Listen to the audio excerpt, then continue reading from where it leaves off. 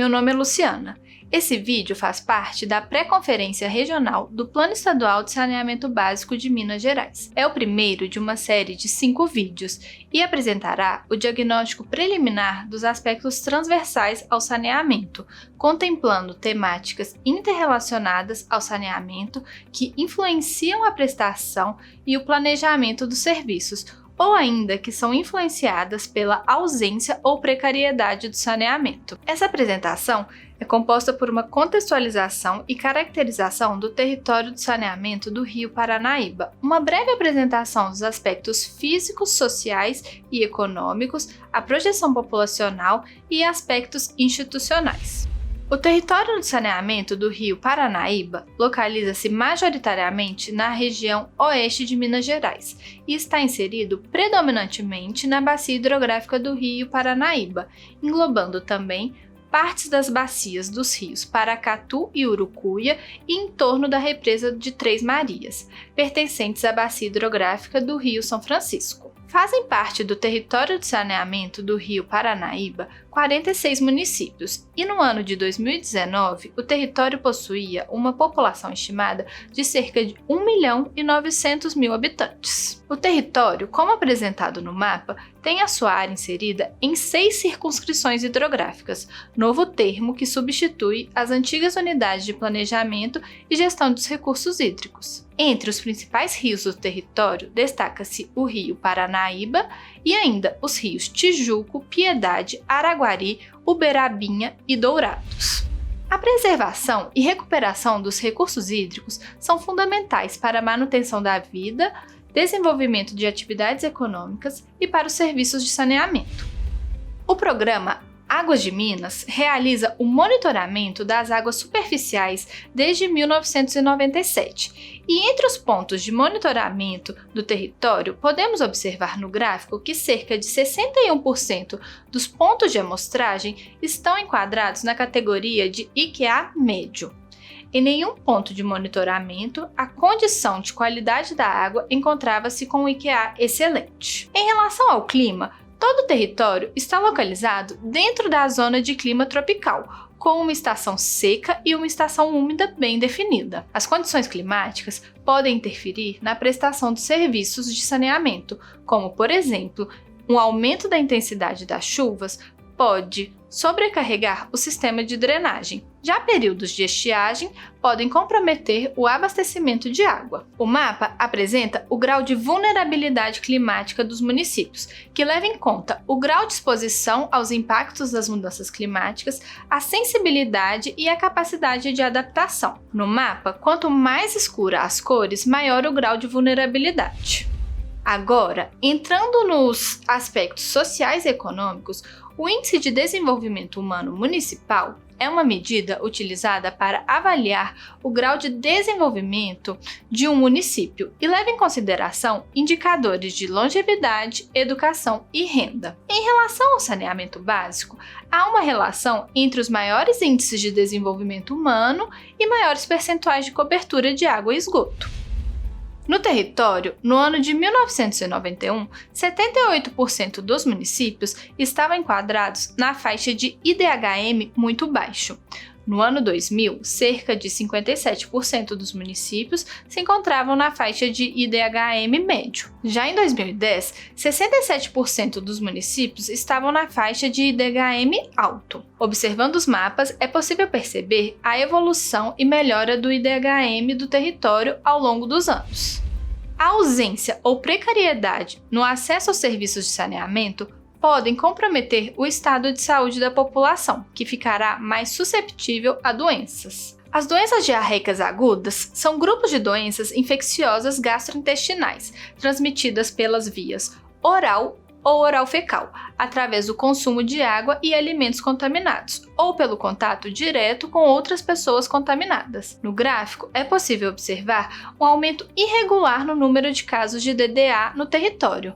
Nota-se ainda que a incidência no território é superior à incidência no estado. No caso da esquistossomose, a transmissão ocorre quando há contato com água contaminada por material fecal. Muitas vezes, esse contato é devido a uma dependência das pessoas em utilizar o corpo hídrico para a higiene pessoal, lazer e abastecimento. No gráfico, podemos observar uma incidência muito baixa no território. A dengue é transmitida pelo mosquito Aedes aegypti, que necessita de água parada para se proliferar. Ela pode estar relacionada a um ambiente com intermitência de abastecimento que leva as pessoas a fazerem o armazenamento de água e também a áreas que enfrentam problemas de limpeza urbana e acúmulo de resíduos sólidos. No gráfico, podemos observar o padrão irregular do número de casos, sendo que o território não possui grande influência no aumento da dengue no estado. Por fim, a leptospirose é uma doença transmitida através do contato do homem com a urina de rato contaminada, sendo disseminada principalmente em situações de enchentes e inundações. No gráfico, podemos observar que o território possui uma variação irregular nos registros de casos da doença ao longo dos anos. Como apresentado anteriormente, a falta de saneamento básico pode acarretar diversas doenças e, com o estado de saúde debilitado, ocorre uma deficiência no desempenho escolar e, em alguns casos, o abandono dos estudos. Os mapas apresentam a taxa de analfabetismo entre pessoas de 15 anos ou mais que não sabem ler nem escrever, sendo que quanto mais escuros os tons de azul, maior a taxa de analfabetismo. No ano 2000, 22 municípios apresentaram uma taxa de analfabetismo entre 12,1% e 17,6%. Já em 2010, a maioria dos municípios se encontravam na categoria menor do que 8,6%. De maneira geral, houve uma significativa melhora na taxa de analfabetismo dos municípios. Em relação à renda, de acordo com dados de 2010, a renda per capita dos municípios do território foi cerca de R$ 678.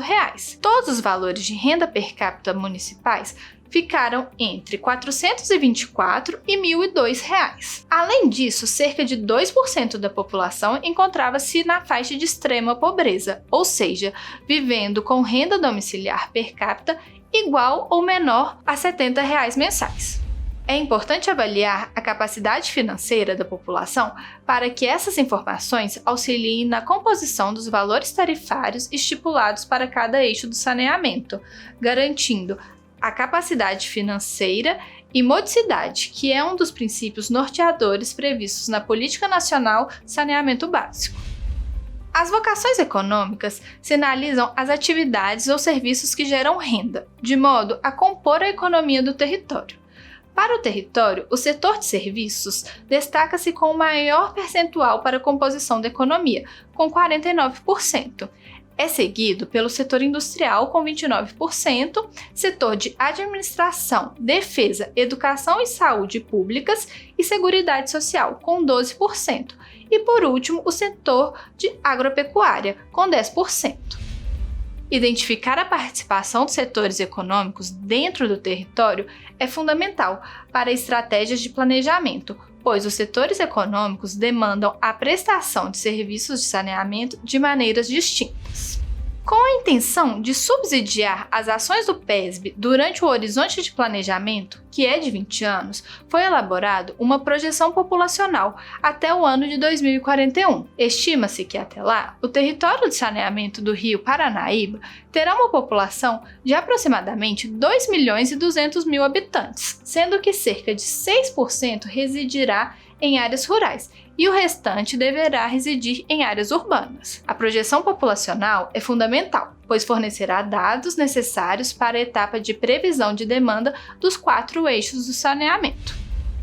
Na esfera municipal, destaca-se a importância do Plano Municipal de Saneamento Básico para a formulação de estratégias estruturais e estruturantes para ampliação, manutenção e sustentabilidade dos serviços e busca pela universalização do saneamento básico. Sua elaboração é prevista por lei e, a partir de dezembro de 2022, os municípios só receberão os recursos da União destinados ao investimento em saneamento básico se possuírem o PMSB. Deste modo, fizemos um levantamento de quantos municípios do território possuem o plano. Dos 46 municípios, pouco mais de 80% possuem PMSB, cerca de 4% encontram-se em processo de elaboração Este foi o diagnóstico de temas transversais ao saneamento do território do saneamento do Rio Paranaíba. Os dados aqui apresentados e outros documentos do PESB estão disponíveis no site da SEMAD. Você também pode contribuir para a elaboração do plano através de nossos canais de comunicação. Sua participação nessa pré-conferência regional é de extrema importância. Obrigada por sua atenção e participação.